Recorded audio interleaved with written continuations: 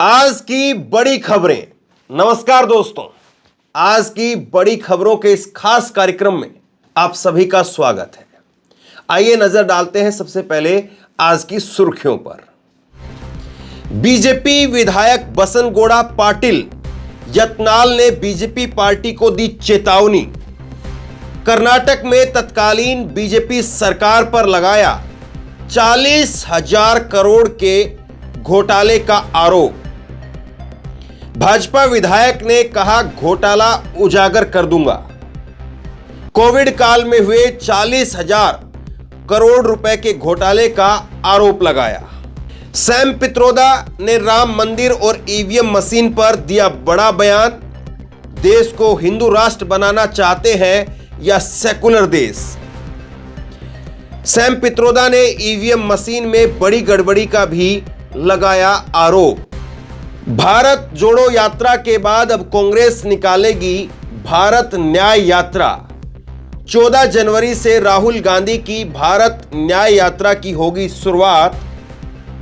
मणिपुर से मुंबई तक 6200 किलोमीटर की भारत न्याय यात्रा।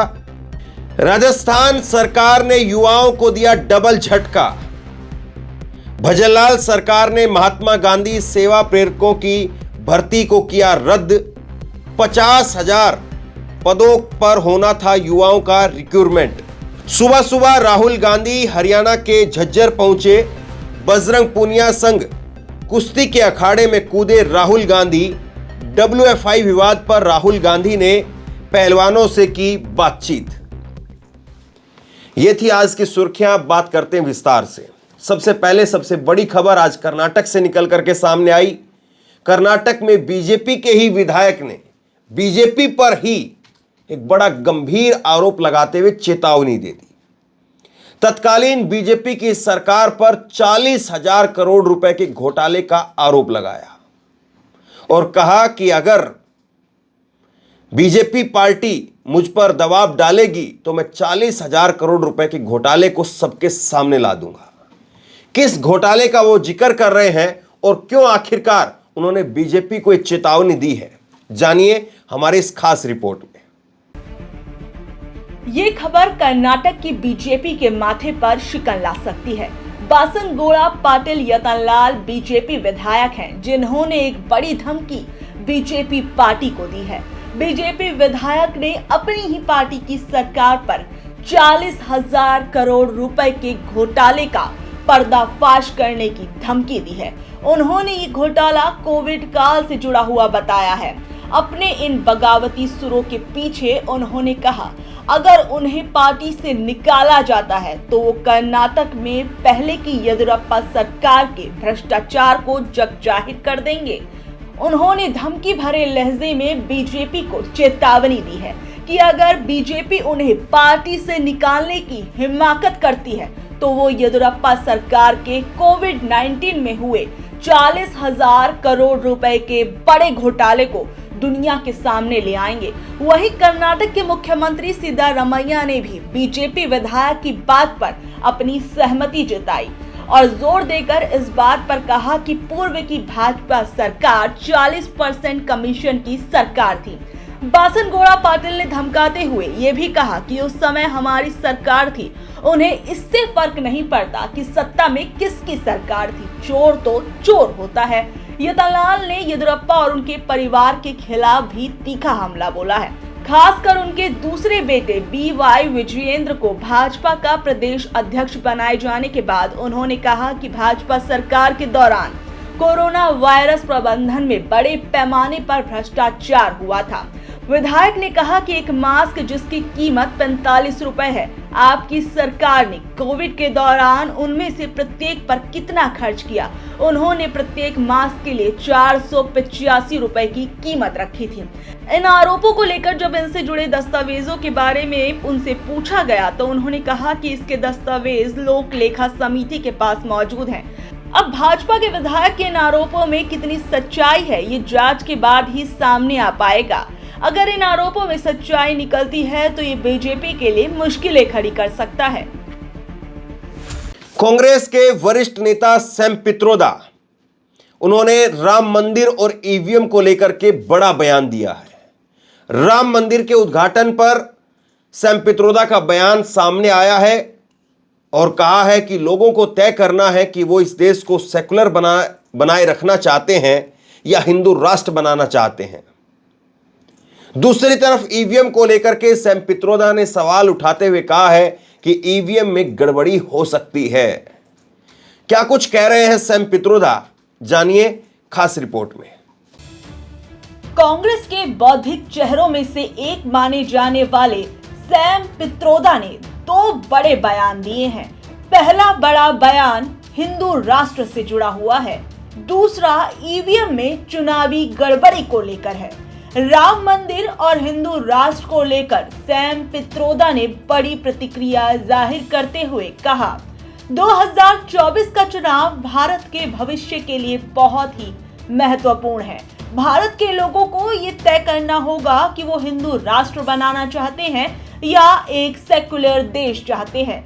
भारत के लोगों को ये तय करना होगा कि वो किस प्रकार का राष्ट्र बनाना चाहते हैं। अपनी मुख्य बातों में उन्होंने कहा, मैं चिंतित हूँ क्योंकि धर्म को बहुत ज्यादा महत्व दिया जा रहा है। मैं देख रहा हूँ कि लोकतंत्र को कमजोर किया जा रहा है।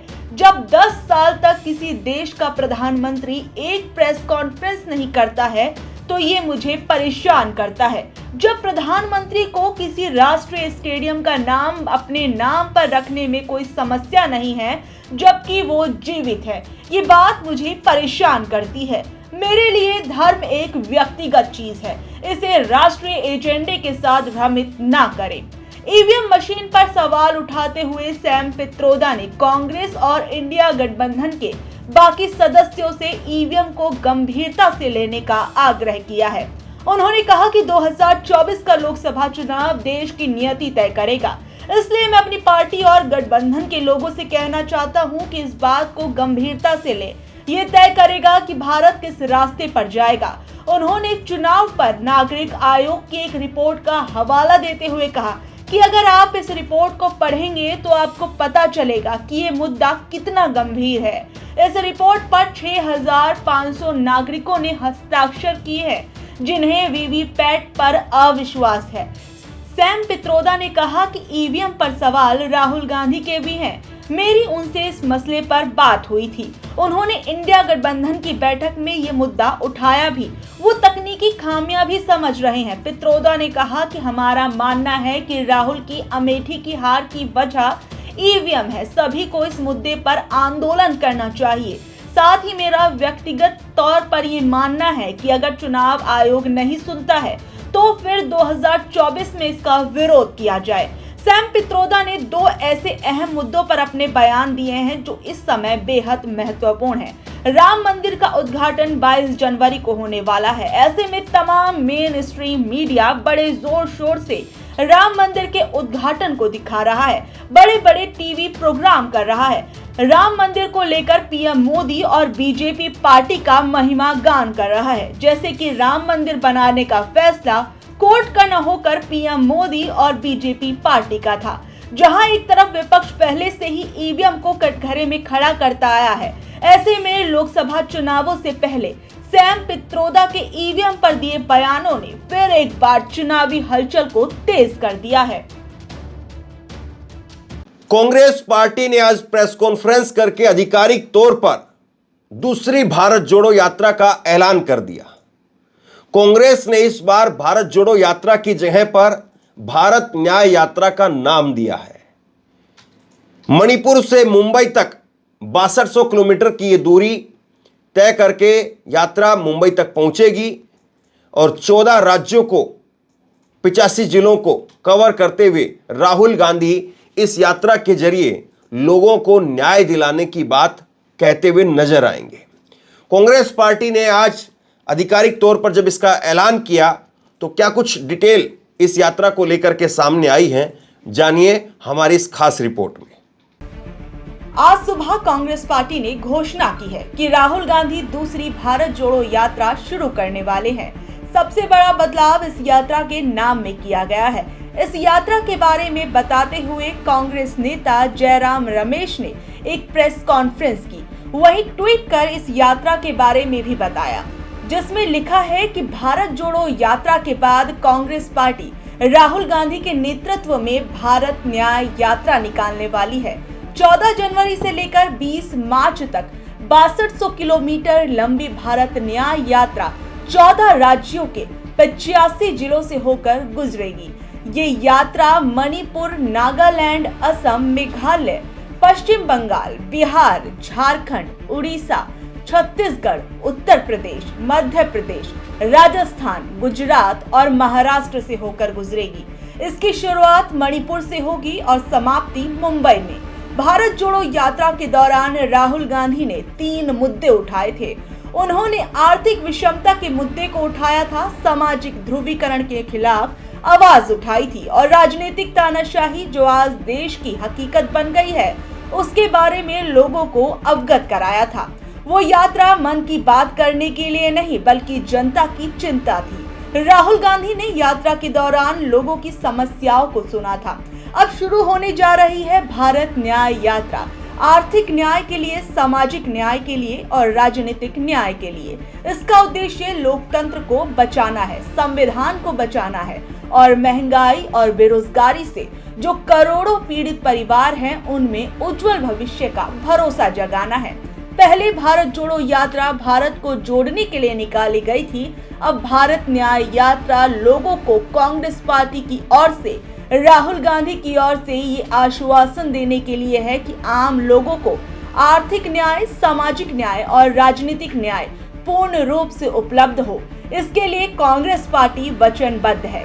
इस यात्रा में गौर करने वाली बात यह है कि भाजपा सरकार ने जिस तरीके से मणिपुर के जातीय विवाद के मुद्दे को ठंडे बस्ते में डाल दिया था, राहुल गांधी ने मणिपुर से ही अपनी यात्रा को शुरू करने का फैसला लेकर बीजेपी सरकार को कहीं न कहीं चेताने की कोशिश की है कि भाजपा ने जिस अहम मुद्दे पर अपनी आंखें मूंद ली हैं उस पर उसे जाग जाना चाहिए, क्योंकि जिस तरीके से मणिपुर की जातीय हिंसा पर बोलने से पीएम बस्ते आए हैं, उस वक्त में राहुल गांधी ने मणिपुर के जातीय हिंसा से ग्रसित इलाकों में जाकर मणिपुर के लोगों के दुखों को समझने की कोशिश की थी, उन्हें सहानुभूति भी दी। वहीं पहले हुई भारत जोड़ो यात्रा का असर कांग्रेस पार्टी में देखने को भी मिला था। यहाँ तक कि भारत जोड़ो यात्रा कांग्रेस पार्टी के लिए एक गेम चेंजर के तौर पर भी देखी गई थी। कन्याकुमारी से शुरू हुई इस यात्रा ने दक्षिण के राज्यों कर्नाटक और तेलंगाना में कांग्रेस को अच्छी खासी जीत दिलवाई। वहीं आने वाले समय में लोकसभा का बड़ा चुनाव भी है। इस यात्रा के बाद इन चुनावों में भी कांग्रेस के वोट बैंक पर भी इसका एक सकारात्मक असर देखने को मिल सकता है। राजस्थान में भजनलाल की सरकार, नई नवेली बीजेपी की सरकार भर्ती प्रक्रियाओं को रोकने को लेकर के खासी चर्चा में है। कल भी हमने इसी को लेकर के एक बड़ी खबर आपको दिखाई थी और आज एक और बड़ी खबर निकल करके सामने आई है।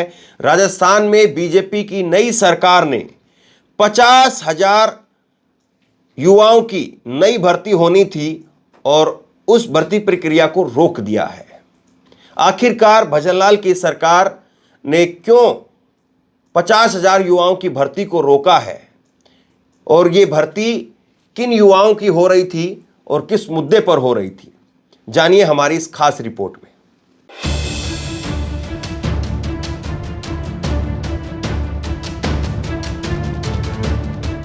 राजस्थान के सीएम भजनलाल ने प्रदेश के युवाओं को फिर एक और बड़ा झटका दिया है। 50,000 युवाओं को फिर एक बार बेरोजगारी की दहलीज पर लाकर खड़ा कर दिया है। मुख्यमंत्री भजनलाल शर्मा ने पहले की सरकार की योजनाएं बंद नहीं करने की घोषणा करने के बाद भी राजीव गांधी युवा मित्र इंटर्नशिप कार्यक्रम को 31 दिसंबर तक बंद करने का ऐलान किया था, जिसमें 10,000 युवाओं पर बेरोजगारी का संकट आ गया था। वहीं अब फिर एक बार राजस्थान सरकार ने गहलोत सरकार की महात्मा गांधी सेवा प्रेरकों की भर्ती को रद्द कर दिया। इन सेवा प्रेरकों को प्रदेश में महात्मा गांधी के शांति एवं सद्भाव के संदेश को घर घर पहुंचाने के लिए नियुक्त किया जाना था। शांति और अहिंसा विभाग की ओर से 13 अगस्त को 50,000 महात्मा गांधी सेवा प्रेरकों की भर्ती निकाली गई थी, जिसके आदेश को राज्य सरकार ने मंगलवार को वापस ले लिया। यहाँ तक कि इस भर्ती की बजट में घोषणा की गई थी। अपने इन फैसलों से राजस्थान की भजनलाल सरकार ने एक झटके में राजस्थान के लाखों युवाओं को बेरोजगार कर दिया है। राजस्थान में जब से बीजेपी की सरकार आई है, तब से उसने भले ही अभी तक किसी अपनी बड़ी और अच्छी योजना का ऐलान ना किया हो, लेकिन सीएम भजनलाल ने सत्ता संभालते ही मीट की दुकानों पर एक्शन लेना शुरू कर दिया। भजनलाल और उनके कुछ विधायकों ने तो अपने कई एक्शन को धार्मिक रंग देना शुरू कर दिया और खुद को बड़े धर्म के ठेकेदार दिखाने की दौड़ करने लगे। यानी जनता के हित और समाज कल्याण के लिए अभी तक कोई बड़ा एक्शन सरकार ने लिया हो या ना लिया हो, पर बढ़ती बेरोजगारी के समय में एक झटके में हजारों लाखों युवाओं को बेरोजगार कर दिया। लेकिन यहाँ सवाल ये है कि सरकार सीएम भजनलाल के आश्वासन देने के बावजूद भी कि सरकार पिछली सरकार की योजनाओं को खत्म नहीं करेगी, उसके बावजूद एक के बाद एक राजस्थान की सरकार ऐसे फैसले ले रही है जिसका असर राजस्थान की आम जनता पर पड़ेगा, खासकर देश और राज्य के विकास की रीढ़ कहे जाने वाले युवाओं पर पड़ेगा। कांग्रेस नेता राहुल गांधी सुबह सुबह आज पहलवानों से मुलाकात करने के लिए हरियाणा के झज्जर में पहुंचे। वो अखाड़े में पहुंचे, बजरंग पुनिया सहित तमाम पहलवानों से वहां पर बातचीत की और उसके बाद में कुश्ती के दांवपेच आजमाते हुए राहुल गांधी वहां पर नजर आए। राहुल गांधी की इस यात्रा को सियासी तौर पर बीजेपी बता रही है। राहुल गांधी की इस यात्रा का मकसद क्या रहा और क्यों आखिरकार राहुल गांधी वहां पर पहुंचे और राहुल के वहां पर पहुंचने के मायने क्या हैं, समझिए हमारी इस खास रिपोर्ट में।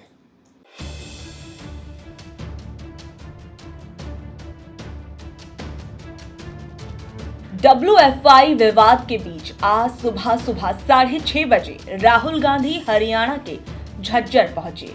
यहां पहुंचकर राहुल गांधी ने बजरंग पुनिया, दीपक पुनिया और अन्य पहलवानों से मुलाकात की और WFI विवाद पर अखाड़े के पहलवानों से बात की। कुछ दिन पहले ही प्रियंका गांधी ने इन पहलवानों से मुलाकात की थी। कुश्ती संघ और पहलवानों के बीच जारी विवाद के बीच राहुल गांधी का हरियाणा पहुंचकर पहलवानों से बात करना जाट राजनीति को नया मोड़ दे सकता है, क्योंकि अभी कुछ समय पहले ही जगदीप धनखड़ ने संसद के बाहर हुए मिमिक्री के मुद्दे को जाटों से जोड़कर खूब उछाला और जाट समाज को बार बार अपने से जोड़ने की कोशिश की। लेकिन मिमिक्री विवाद को जाटों से जोड़ने का कोई खास असर इस मुद्दे पर देखने को नहीं मिला, क्योंकि पश्चिमी यूपी और हरियाणा और राजस्थान की जाट बेल्ट उनके साथ कहीं भी खड़ी होती नजर नहीं आई। कह सकते हैं जिस तरीके से इन राज्यों के किसानों का समर्थन और जाटों का समर्थन पहलवानों को मिला, वैसा साथ धनखड़ जी को नहीं मिला। साथ ही उपराष्ट्रपति जगदीप धनखड़ जी जितना आहत अपनी मिमिक्री के मुद्दे पर हुए, उतना आहत वो साक्षी मलिक के कुश्ती से संन्यास लेने और बजरंग पुनिया के प्रधानमंत्री जी को मेडल लौटाने और विनेश फोगाट की प्रधानमंत्री जी को चिट्ठी लिखे जाने और मेडल लौटाने से आहत नहीं हुए। पहलवानों पर वो चुप रहे। वहीं दूसरी ओर राहुल गांधी की हरियाणा में बढ़ती दिलचस्पी बीजेपी के लिए मुश्किलें खड़ी कर सकती है। राहुल गांधी के पहलवानों के मिलने से पहलवान राजनीति ही नहीं, जाट राजनीति भी गरमाएगी, क्योंकि आने वाले समय में देश में लोकसभा के चुनाव हैं, फिर उसके बाद हरियाणा के विधानसभा चुनाव भी हैं। कहा जा सकता है कि ये सभी चीजें चुनावों में बीजेपी के जाट वोट बैंक पर एक बड़ा असर डालेंगी। यह पहला वाकया नहीं है जब राहुल गांधी अचानक से हरियाणा पहुंच जाते हैं। इससे पहले भी शिमला में अपनी मां सोनिया गांधी से मिलने के लिए राहुल गांधी जाते हैं, लेकिन इस बीच वो हरियाणा के किसानों के बीच धान रोपाई करने के लिए भी पहुंच जाते हैं। कुछ दिनों बाद ही हरियाणा की महिलाएं राहुल गांधी के घर पर खाने पर बुलाई जाती हैं। ये भी अपने आप में सोचने वाली बात है कि राहुल गांधी पहलवानों से मिलने और उनके गांव पहुंच जाते हैं, पीएम मोदी पहलवानों की मेडल वापसी पर एक ट्वीट नहीं कर पाते, लेकिन कभी अपने आवास पर वो क्रिसमस सेलिब्रेट करते नजर आते हैं तो कभी यूट्यूब चैनल पर सब्सक्राइबर की संख्या 20 मिलियन पार होने पर खुशियां मनाते और ट्वीट करते नजर आते हैं। ये थी आज की खास खबरें। आपको ये कार्यक्रम कैसा लगता है नीचे कमेंट बॉक्स में अपनी राय लिख करके जरूर बताइए। इस वीडियो को खूब शेयर कीजिए, लोगों तक पहुंचाइए और इसी तरह की तमाम खबरों के लिए ऑनलाइन न्यूज इंडिया को सब्सक्राइब कीजिए। साथ में जो बेल आइकन है घंटी उसको जरूर दबाइए ताकि जैसे कोई खबर अपलोड करें उसकी नोटिफिकेशन सीधे सबसे पहले आपको मिल सके। अगर ये वीडियो फेसबुक पर देख रहे हैं तो फेसबुक पर हमारे पेज को लाइक कीजिए, फॉलो कीजिए और इस खबर को शेयर कीजिए। आपका बहुत बहुत धन्यवाद।